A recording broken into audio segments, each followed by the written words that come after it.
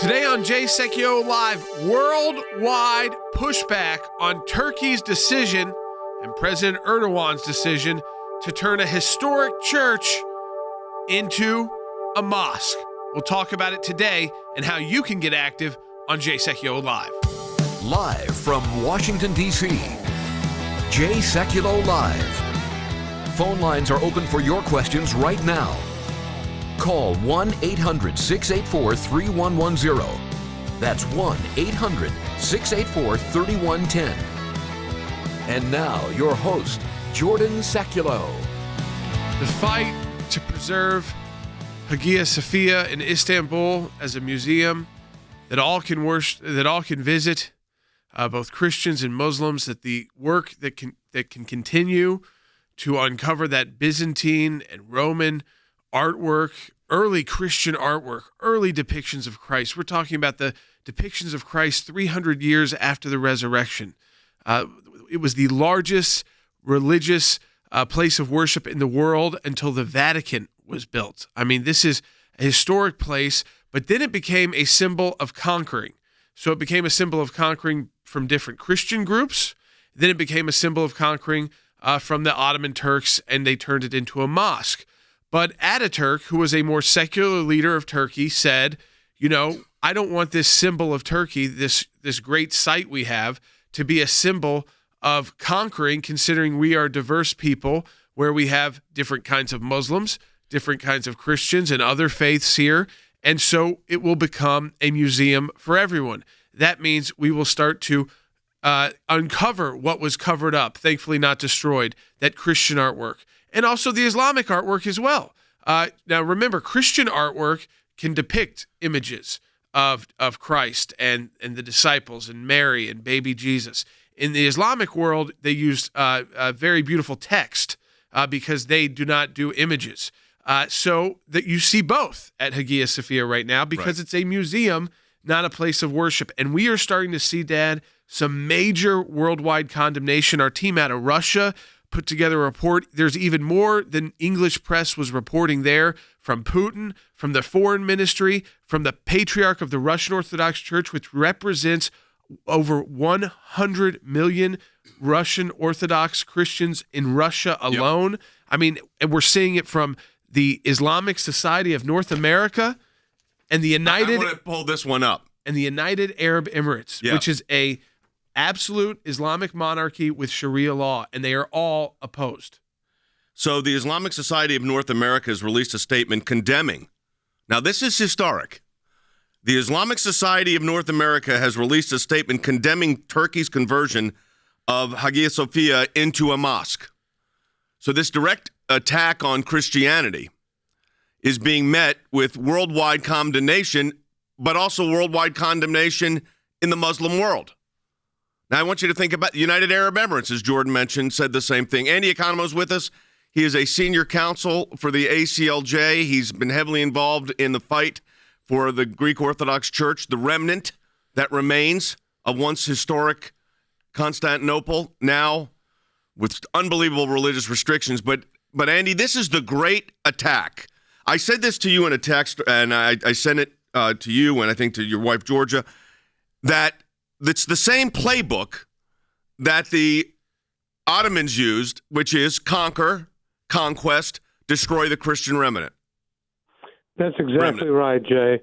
Constantinople was destroyed by the Ottoman Turks in 29 March of 1453, and Hagia Sophia shortly thereafter was converted from the crown jewel of Eastern Christianity, which it always was and always will be, into a mosque, and remained a mosque until Ataturk in 1934 decided that the secularization of Turkey called for the ability to have equal access from all faiths, Muslim and Christian, to this holy site.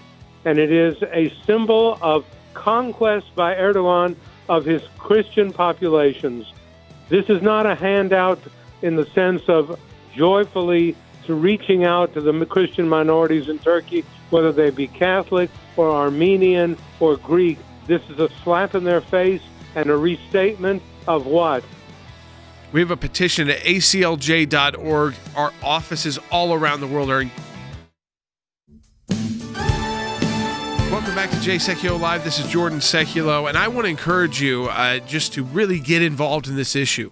The whole world is getting involved, and that means you need to get involved. Now, we've seen the United States, our Secretary of State, Mike Pompeo, issue the condemnation. We've seen the UN. We've seen the European Union. We've seen the UK. We've seen UNESCO itself, because this is a World Heritage Site. But now it is expanding. We need you to join in this grassroots effort. And I'll explain why this is important. I was talking to our office in Moscow and our team there, because there are many Orthodox there. And the Russian Orthodox Church, actually 100 million out of the about 140 million Russians who live in the Russian Federation are Russian Orthodox. And their patriarch has come out strongly in opposition to this move. And that patriarch is very close to President Putin, who also spoke to Erdogan on July 13th and expressed the concerns of the Russian people as well. The Russian Foreign Ministry has come out in opposition, said that they regret the decision of the Republic of Turkey's leaders to turn the Hagia Sophia Cathedral Museum into a mosque and resume Muslim services there. So you've got both Putin engaging with Erdogan, you have the foreign ministry making the statement for the Russian Federation, and you have the leader of the largest religious denomination in Russia, who happens to be a very close advisor to Vladimir Putin, Patriarch Kirill, with 100 million plus members in Russia alone. That is over like 90% of the population there. And folks, you can engage as well. ACLJ.org. Sign the petition, because the world is coming together. Islamic groups are coming out, as we talked about, to condemn this. The United Arab Emirates, which is a country that is an absolute Islamic monarchy with Sharia law, where it's 99.9% Muslim, has come out in opposition. In fact, their Minister of Culture and Youth said this: "It should neither be misused nor altered, Hagia Sophia, through change in a way that touches the human essence, especially for sites that are inscribed under World Heritage by UNESCO. They have exceptional international value and are the common heritage of all peoples and cultures. Hagia Sophia has remained a global landmark with significant cultural legacy. It has also served as a bridge connecting different peoples and cementing their bonds, both Muslims and Christians. World Heritage sites have become the platforms for knowledge and exchange between diverse cultures and civilizations that evolved in history across time. Hagia Sophia is an important example of interaction and dialogue between Asia and Europe and should remain a witness to harmonious human history."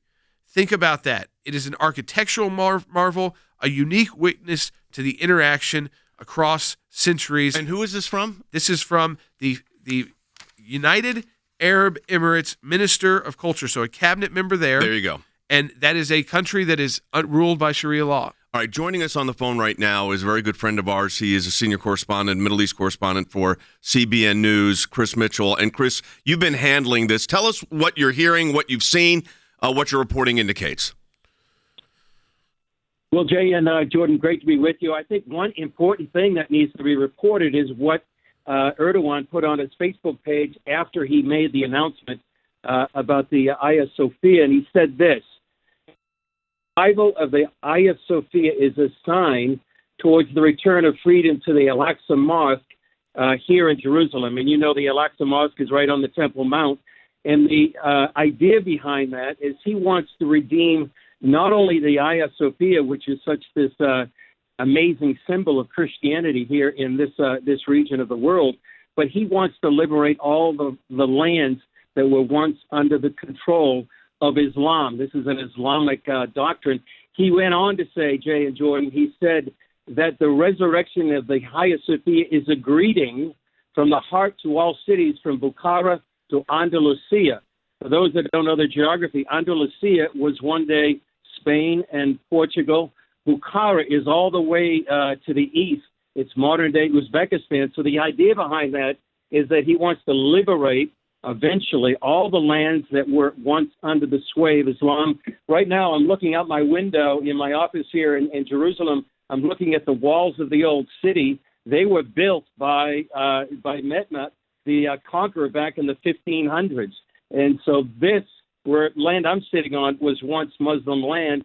So that's the idea behind his Facebook page about the Al-Aqsa Mosque, about Bukhara, Andalusia. His ambitions go far beyond just Turkey.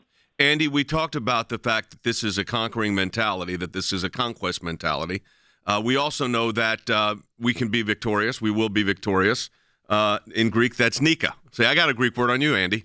But the fact of the matter is, we are going to. I really believe we are going to be victorious here. But explain, following up on what Chris said, explain what is the mindset here, because this is history repeating itself. I mean, it's the same playbook.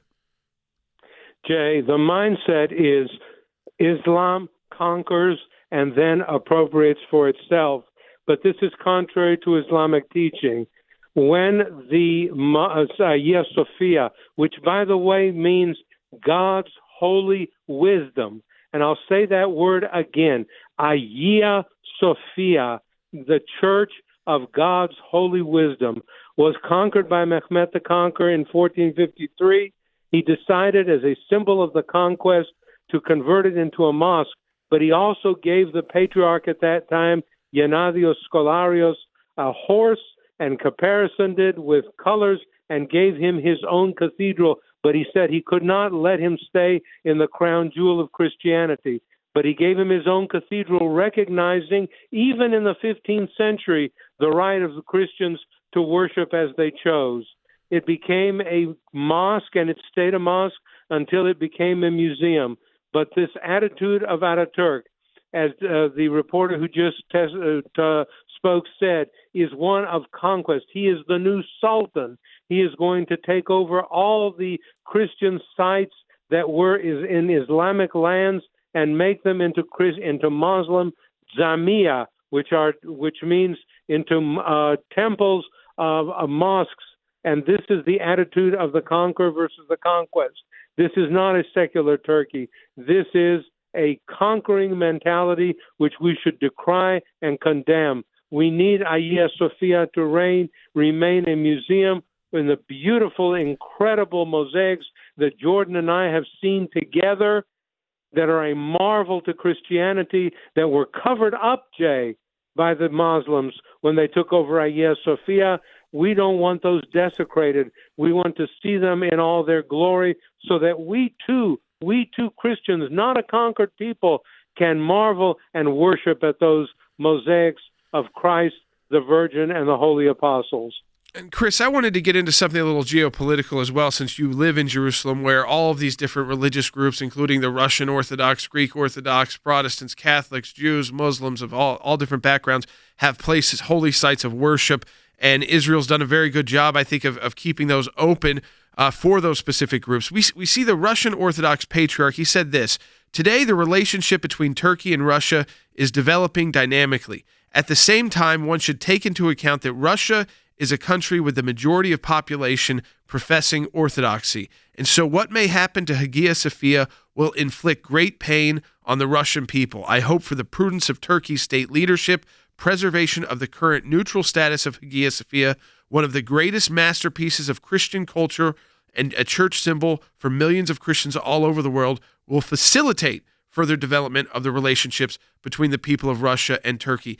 Chris, these are the kind of religious leaders, we know their relationship with people like Putin, very close, that when they speak and they say that this is going to have an impact on our foreign relations, this is a big deal.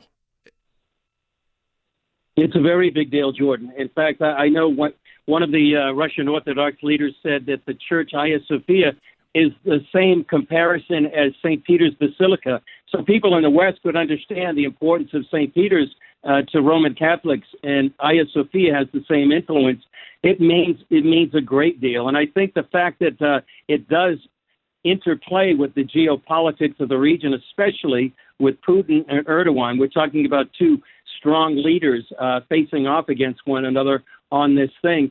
And one thing I'd like to add, Jordan, is the fact that in geopolitics, Erdogan is really exerting influence throughout this region. He's working inside Libya militarily.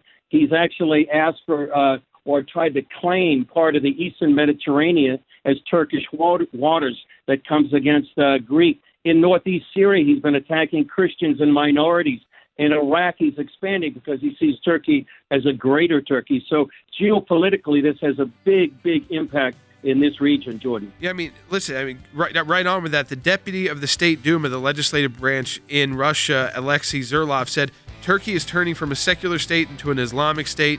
It has nothing to do with religion. It is a political decision. Think about what Chris just said.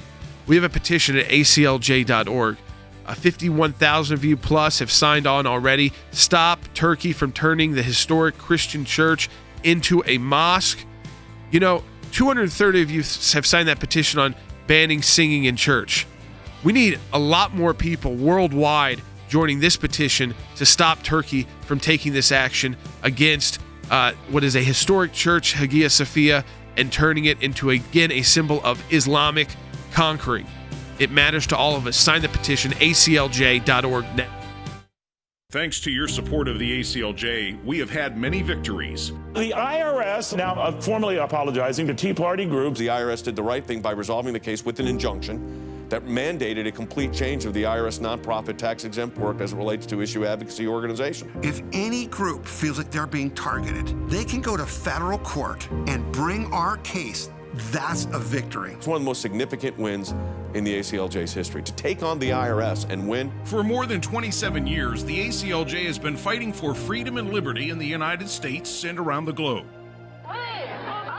These are young people in their 20s and 30s that are doing this, are fighting for life at a whole new level to beat back the abortion juggernaut. We've got a whole group of young lawyers that are defending them. Those of us that believe in life know that we're on the right side of history. We understand full well children are children, and they're precious in God's sight, and they're precious in our nation's sight, and they're precious to parents. But I actually think we're winning. This is one of the social issues we're winning. The release of Andrew Brunson. He is the American evangelical from North Carolina, held in Turkey for more than 2 years. They're rushing us to the airport, and there was an Air Force plane that came from Germany that had been on standby. We're flying, and they finally left Turkish airspace.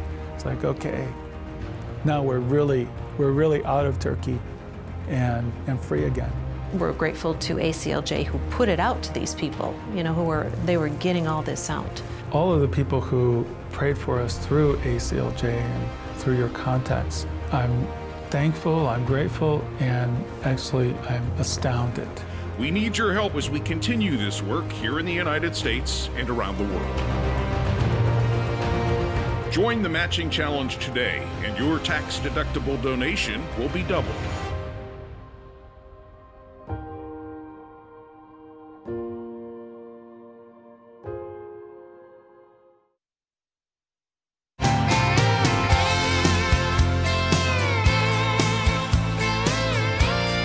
Welcome back to Jay Sekulow Live. I just want to encourage you again, folks, if you want to talk to us in here, if you've got questions about this too, because I know we're going through a lot of history here, and again, we're talking about many different countries and spokespeople and different denominations and faiths, give us a call, 1-800-684-3110. If you've got any questions or comments you want to make, 1-800-684-3110.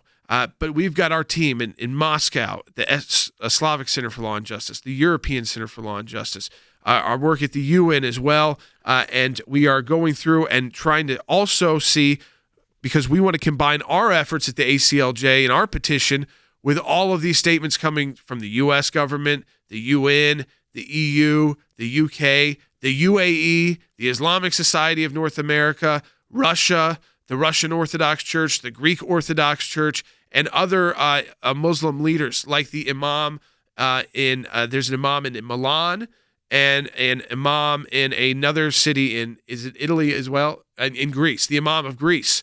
So you've got the Islamic leaders of Greece and Italy also condemning this. So we're not just seeing Christian condemnation or Orthodox condemnation. It's Protestants, Catholics, Orthodox, Muslims of different sects of the Islamic religion, and Islamic states, Islamic monarchies coming out. So what you can do at least is take a minute and sign the petition at aclj.org, because, again, hundreds of thousands of you signed on with the church singing ban, and that's great and important.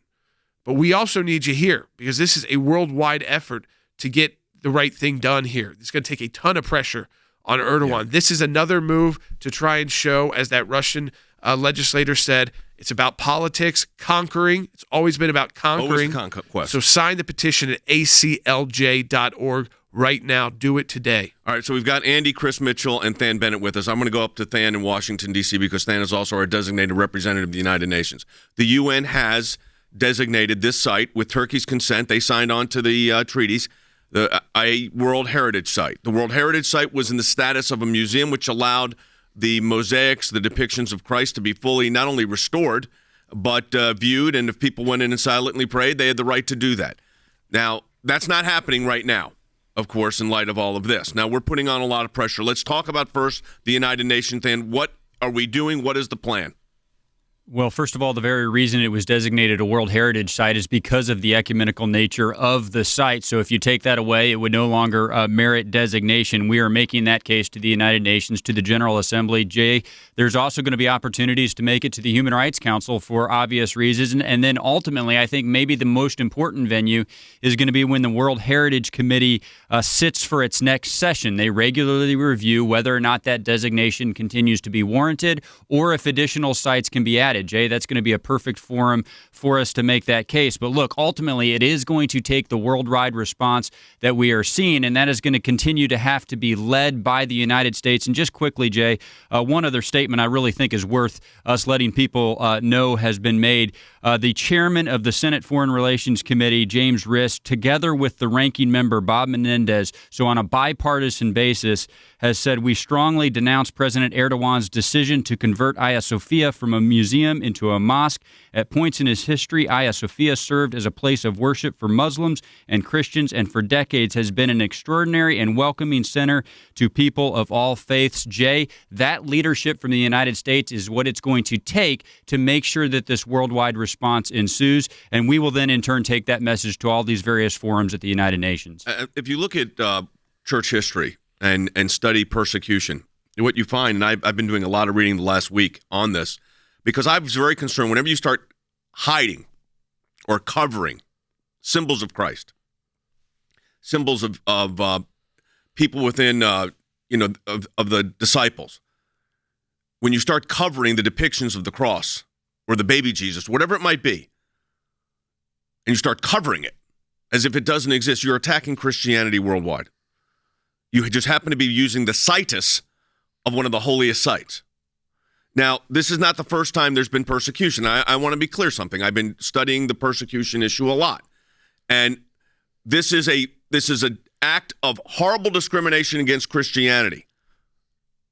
But there have been martyrs for the faith because they dared to go into places like Hagia Sophia to pray. And there are modern-day martyrs too. So it's not just, you don't have to just look back in history. I think about those kids years ago, it was about 20 years ago, that were praying around their flagpole, and that guy came up to them, the student, and shot them. But I only shot them if he asked them if they were Christians. I remember that one girl, it was like the last one shot, and her classmates heard this, and she had seen 5 or 6 classmates get shot by this lunatic, and he said the same question every time. And he asked her, "Are you a Christian?" With a gun pointed at her head. If the answer is yes, she was going to be dead. And she said yes. If you study early, that's a martyr. If you study early church history, there was reigns of terror aimed at Christians. Dacius, one of the emperors, in a 2-year period, tried to wipe out in 249 to 251. So this was right at the beginning of the church, right in the beginning of Christianity, tried to wipe out the entire Christian population. There was an individual named Leonidas who is now a saint, recognized in the Greek church and in the Eastern church and the Western church.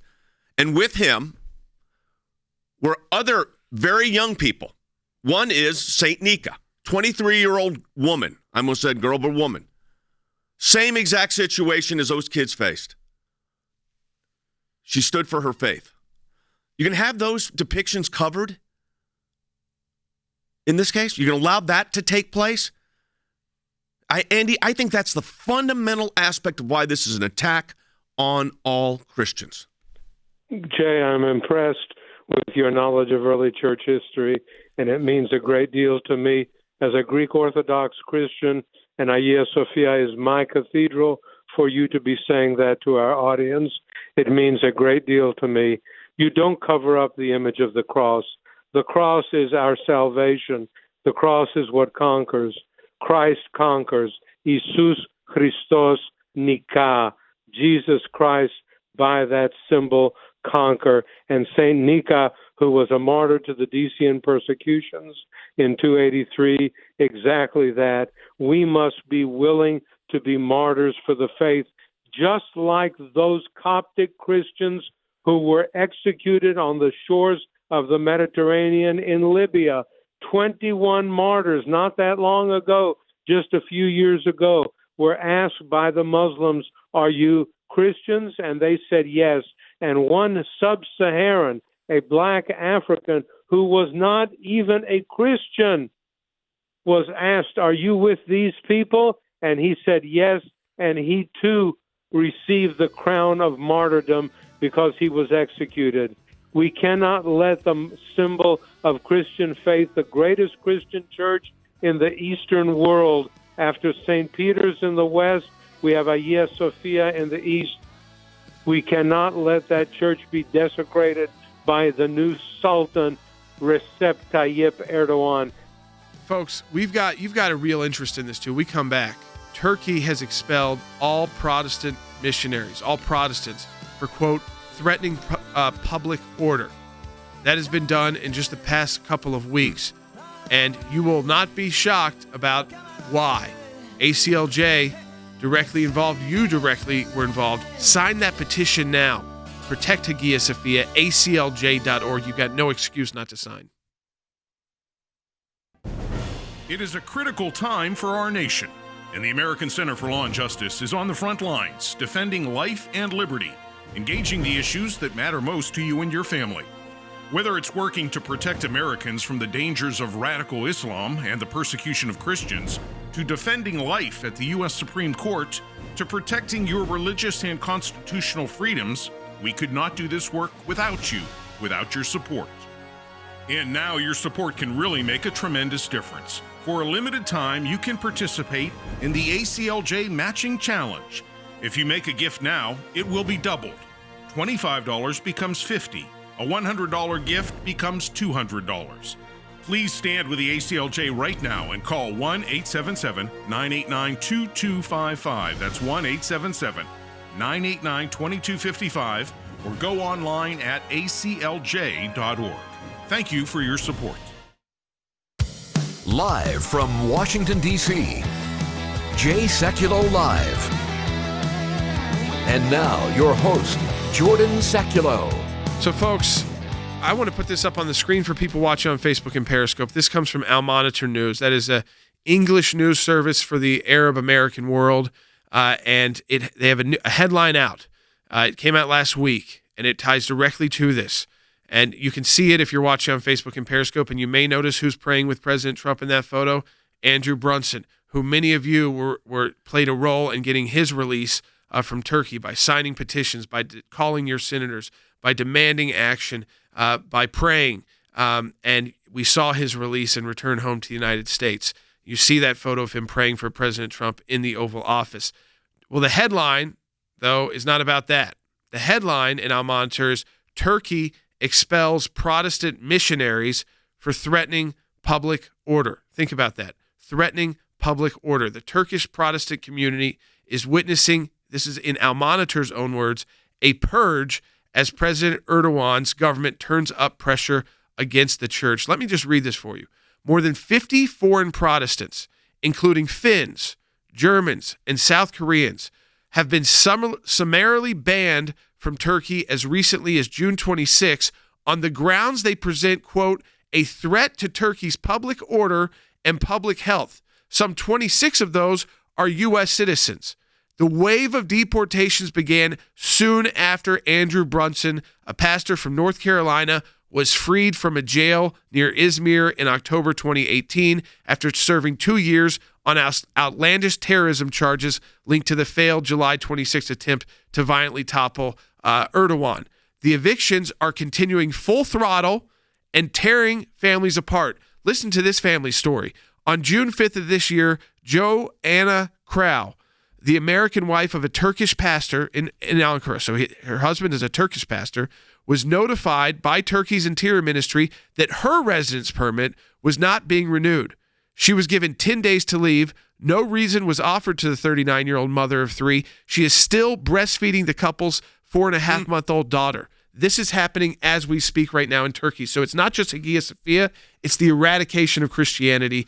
And I think Andy can talk to this as well. The way that the Greek Orthodox Church has to hide away in the Fanar and is not able to really be public and can't even wear their religious outfits in public is just absurd. Yeah, Andy, I want to go to you. We also have Chris Mitchell. We're going to have Chris on the next segment. Probably stay to the end of the program if you can, because I want to get into some of that. But Andy, follow up on what Jordan said, because that is a really big point. And now we have the Protestants being removed. So if you're Greek Orthodox or if you're Protestant, you don't get to go to Turkey to worship.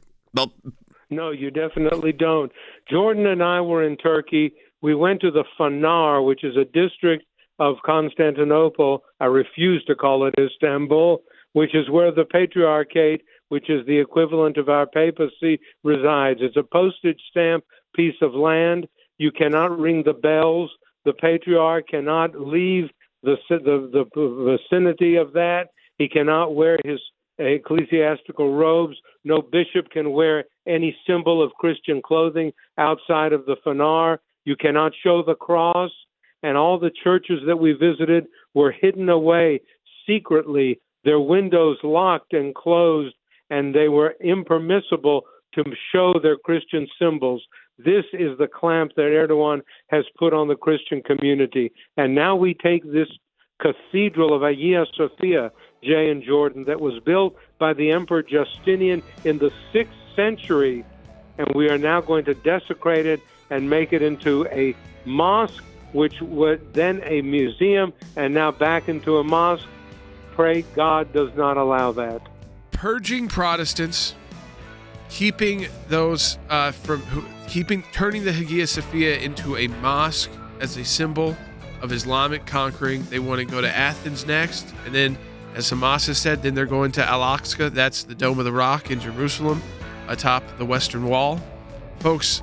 There, and then Andrew Brunson right in the middle of this. So you've got a duty here to speak out. We've got the petition for you. It doesn't take a lot of time, doesn't cost you anything. Go to aclj.org, sign the petition to preserve Hagia Sophia right now. We're running out of time. They want to turn it into a mosque July 24th, aclj.org. All right, welcome back to Jay Sekulow Live. If you got questions, 1-800-684-3110. That's 1-800-684-3110. Ken on Facebook wrote in, should the rest of the world be concerned with Turkey's latest provocation against Christianity? Okay, I want to go to everybody on this. It's a geopolitical concern, too. So let me start first with Than Bennett, then I'm going to go to Chris, and then Andy. This move is both spiritually devastating. We're trying to be, look, God will overcome this because, as we said, victorious. We will be victorious. Erdogan is going to lose, ultimately. Listen, but they've got a lot of patience, so we've got to be smart about this. So this is going to be a long-term engagement here. But start on your end first, then I'll go to Chris and Andy. Yeah, Jay, I mean, clearly the spiritual components are the most significant here, but the geopolitical ones are very significant as well. I mean, look, I think putting it very plainly, President Erdogan is trying to reestablish the caliphate. I think he would say that in his own words, Jay. He's come very close to it in these last couple of weeks. And that, of course, gives direct concern geographically to everyone that would have been in the old Ottoman Empire and in the region surrounding it. So that is a vast swath of the globe, Jay. So, regardless of what your faith tradition is or whether or not you buy into the significant faith ramifications here, geopolitically, this is a threat to the entire globe. And honestly, Jay, I think those are the reasons why everyone from ISNA to Secretary Pompeo to the UAE have expressed condemnation. And honestly, Jay, that is what it will take to actually get something done here. The World Heritage Committee was supposed to meet in China early this month, Jay. It's been postponed because of the pandemic. It's going to meet in the coming weeks. I think we need to have a strong show of force at that committee to make sure that this is reversed. But geopolitically, Jay, those considerations are very, very real. Andy, I want to go to you on this because of the, you know the history, you know the political history, you know the spiritual history, the faith component to this. I've been doing a tremendous amount of reading over the last several days. As soon as this became public, I have been spending hours and hours and hours at night reviewing, researching, looking at the history, not only of Hagia Sophia, but also of the persecutions that took place, which we need to be teaching in church history because people need to understand it. But Erdogan is trying to create the modern caliphate. ISIS tried, and that's why he wanted to destroy ISIS. That's exactly right, Jay. This is a resurrection of the caliphate under the name of Erdogan the Sultan.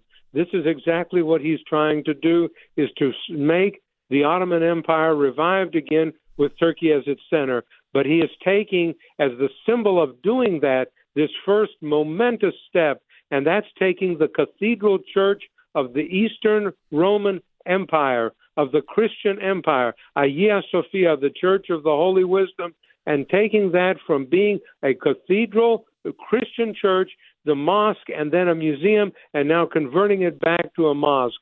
When Justinian built this, he modeled it, the Emperor Justinian, Jay, in the 6th century, modeled this on the Temple of Solomon in Jerusalem. And when he finished it, he looked at this marvel of architecture that he had created at the hands of the most renowned architects of the time, and he said, Solomon, I have outdone thee.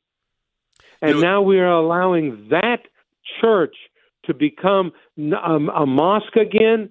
Again, pray God that we are victorious, that Jesus Christ will conquer Jesus Christos Nikah, and that this will not happen, but that it will be open to all people to come and to silently pray within it, before the image of Christ, of the Virgin Mary, of John the Baptist, of the emperors and saints who preceded us. I want to go to Chris Mitchell on this because, Chris, you've been covering this region for a long time, and you know Turkey, and you know Erdogan's motivations here, and now this attack on both Protestants and, of course, the Eastern Church, the Greek Orthodox Church. Where is this going if not checked? That's a great question, Jay, and I would say that as your guest said, that Erdogan sees himself as a sultan, as a caliph. I talked to Mordecai Kadar, he's a well-known Islamic scholar here, the other night about this, and he said, in Islam, dates are very important, and this is where he sees this going. In 1923, Ataturk abolished the caliphate that had been set up for 500 years. He thinks that in 2023, Erdogan, left unchecked, will decide to restore the caliphate and impose himself as the caliph. One other date that's very important is 9/11. In 9/11, 1683, that's when the Muslims were stopped at the gates of Vienna. That's why Osama bin Laden chose 9/11.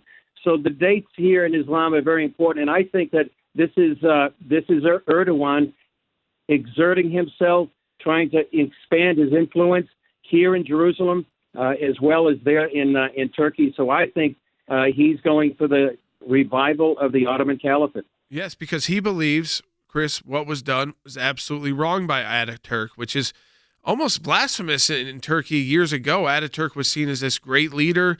His photo was everywhere, almost a very strong leader, took Turkey in kind of a more modern direction. Wasn't perfect by any means, but took it to a more modern direction. But listen to Erdogan, Byte 25. So it was converted to a museum in 1931, while we are now correcting a mistake and bringing the structure back to its original form of service. I want to draw a connection here for just a moment. Benjamin Disraeli, who was a Jewish Christian and was the Prime Minister of Great Britain for a period of time, famous conservative politician and a bit of a theologian too. He described himself once as in between the Old Testament and New Testament, in most Bibles there's a blank page, and he's described himself as the blank page between the Old and the New Testament. I used to think that was a pretty good analogy, but you know what? As I've been studying over the last several weeks, and really very heavily the last 4 or 5 days, there is no blank page between the Old and the New Testament.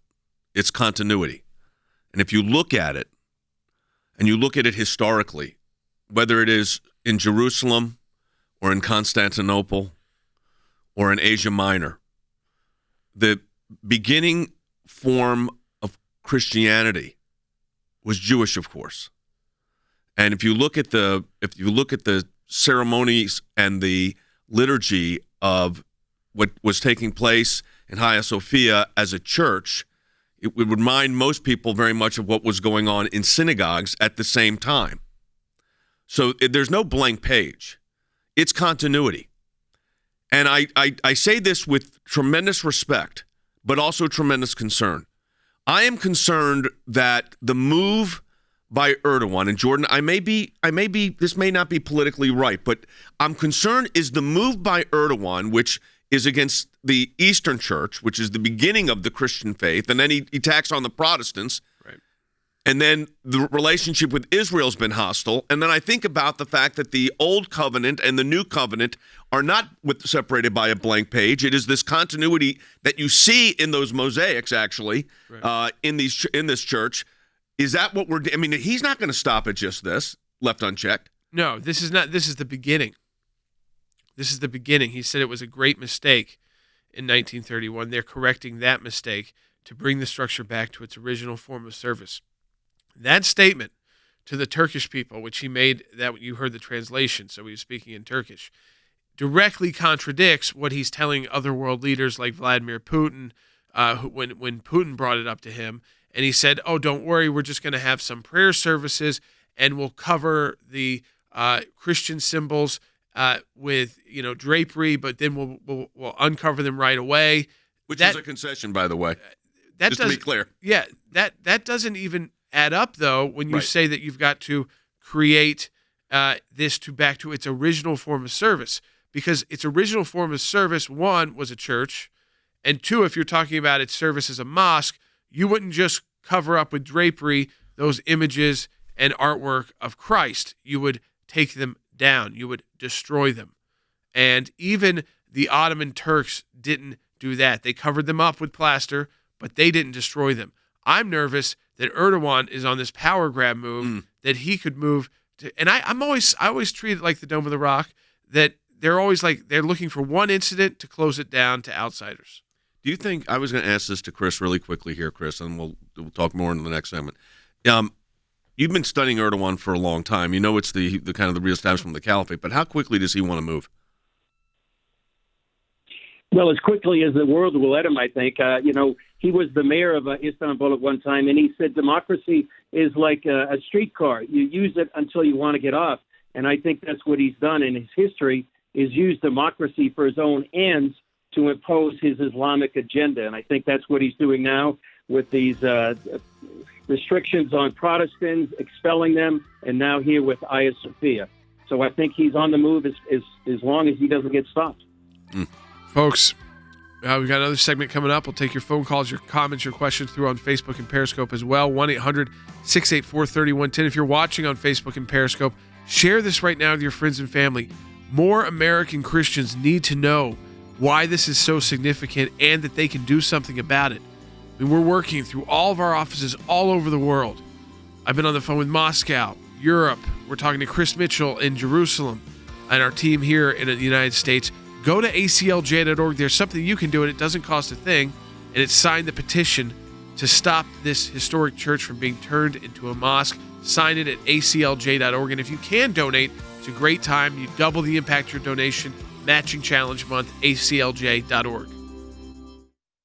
Thanks to your support of the ACLJ, we have had many victories. The IRS now formally apologizing to Tea Party groups. The IRS did the right thing by resolving the case with an injunction that mandated a complete change of the IRS nonprofit tax-exempt work as it relates to issue advocacy organization. If any group feels like they're being targeted, they can go to federal court and bring our case. That's a victory. It's one of the most significant wins in the ACLJ's history, to take on the IRS and win. For more than 27 years, the ACLJ has been fighting for freedom and liberty in the United States and around the globe. These are young people in their 20s and 30s that are doing this. They're fighting for life at a whole new level to beat back the abortion juggernaut. We've got a whole group of young lawyers that are defending them. Those of us that believe in life know that we're on the right side of history. We understand full well children are children, and they're precious in God's sight, and they're precious in our nation's sight, and they're precious to parents. But I actually think we're winning. This is one of the social issues we're winning. The release of Andrew Brunson. He is the American evangelical from North Carolina, held in Turkey for more than 2 years. They're rushing us to the airport, and there was an Air Force plane that came from Germany that had been on standby. We're flying, and they finally left Turkish airspace. It's like, okay, now we're really out of Turkey and free again. We're grateful to ACLJ who put it out to these people, they were getting all this out. All of the people who prayed for us through ACLJ and through your contacts, I'm thankful, I'm grateful, and actually I'm astounded. We need your help as we continue this work here in the United States and around the world. Join the matching challenge today, and your tax-deductible donation will be doubled.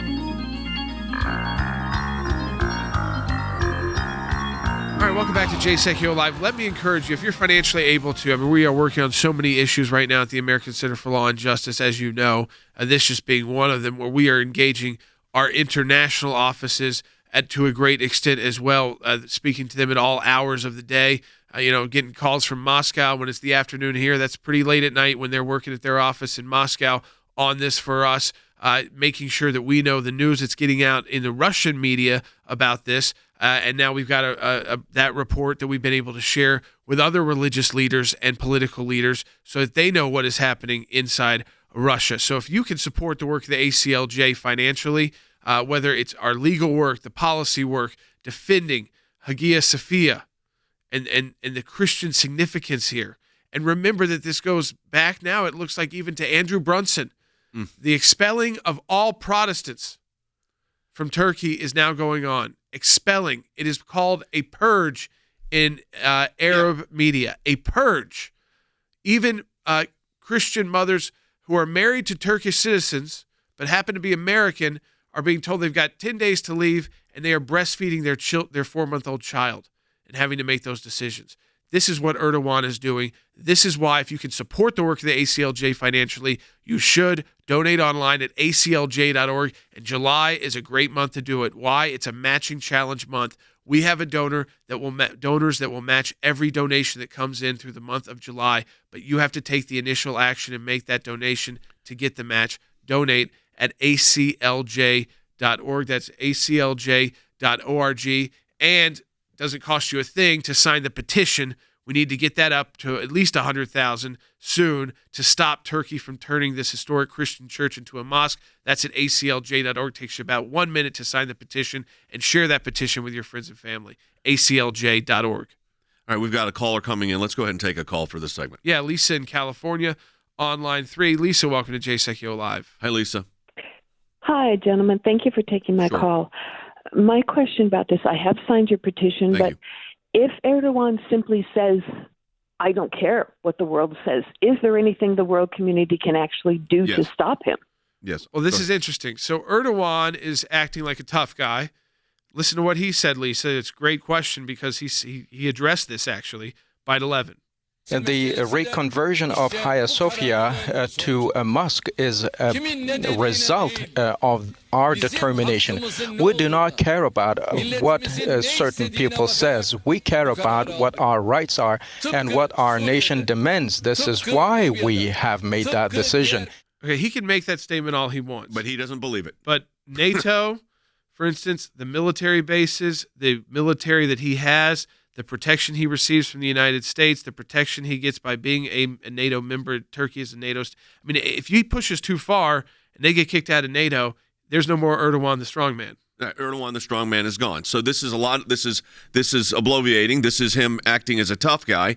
And that's why we have to utilize all of our resources. It's media, it's our offices, it's international pressure. Well, it's a little ironic, too, Jay, because that sounds almost exactly like what he originally said about Andrew Brunson until his economy started to collapse. And why did the economy start to collapse? It was because the worldwide response led by the United States putting pressure on the economy of Turkey was causing it to collapse. So look, he's going to talk like a tough guy. He's going to pretend like he doesn't need the world. But he knows, Jay, that he does. And he knows it because he just walked through it with Andrew Brunson. We'll remind him of that. Okay, so let me go then to Chris. You've studied this guy. You've reported on this guy. He does use this strong language, but when his economy started crumbling under the Brunson matter, I mean, they were covering statements I was making in the Turkish press, and it was impacting, they said, the lira. So world pressure, your reporting, actually, Chris, also plays a critical role in this. Well, Jay, you're right. He is. He's not as strong as he sounds like he is. He does bloviate, and when it attacks his economy, I think that really sends a signal to him. If NATO is going to push back on him, that's another form of pressure that can undermine what he's doing. This is jihad. It's just in a different form, in a different tax. And I would add, Jay, that this is the land of the churches of Revelation, the 7 churches. And as you noted, it's an attack on Christianity, a war on Christians, trying to purge Christians out of Turkey. And I just think it's very important to pray for the Christians there, the Orthodox Christians, the Muslim background believers who have converted from Islam to Christianity. Very important to pray, as well as the pressure that you're putting on. There is no doubt about that. You know, Andy, I made that statement earlier about the blank page between the Old and the New Testament. I hope I was successful in conveying that there is no blank page between the Old and the New Testament. The church came out of the Jewish tradition because the disciples were of Jesus, and of course Jesus himself being Jewish. This was so the churches that they're covering. I want you to understand this. That the imaging that they're covering comes directly out of the Jewish tradition and the Jewish faith. And here Erdogan, and what Chris just said, I want you to comment on this, is he called it a jihad. I was impressed by the use of that word because it's so accurate. It's so correct. This is a holy war of Muslim against Christian that Erdogan, the strongman, has generated by targeting Hagia Sophia as his first conquest under his new caliphate with him as the Sultan. This is the land, you've got to understand, Constantinople was the capital of the Eastern Christian Roman Empire. This church was built as a symbol of the Christian faith by the Emperor Justinian in the 6th century. This was the temple of the holy wisdom of God. This, for 1,000 years, was a Christian church. What a symbol for him to attack, first of all, because symbolism, as we said in this program earlier, is very important. Dates are very important. They're important in many contexts. And he is using this date as the date to reconquer Christianity and to obliterate the Christian and minority populations of Asia Minor, which is what Turkey is today, and to make them toe the line and under the heel of the Islamic Caliphate headed by him, the new strongman, Tayyip Recep Erdogan. We've got to fight him with every ounce of blood that we've got, Jay. Well, we're doing that. I want to say something here. Sacred spaces matter. Now, within some faith traditions, they don't view it that way. That's just, it's a relic, or it's a building, or what's the significance of the Western Wall? What's the significance of Solomon's Temple? What's the significance of Hagia Sophia? Well, the significance is these are sacred spaces. They were dedicated as a propagation of the faith. They were a witness of the faith. And what this guy's doing with his government, or attempting to do, is wipe that out. Jordan, I think the word you used was the right word. I think the 2 words of the day, jihad that Chris Mitchell used, and purge that Jordan Sekulow used. And purge was actually used by Arabic media, Al Monitor. They use that term, that there is a purge of Protestants going on in Turkey right now because they pose, in Erdogan's words, a threat to Turkey.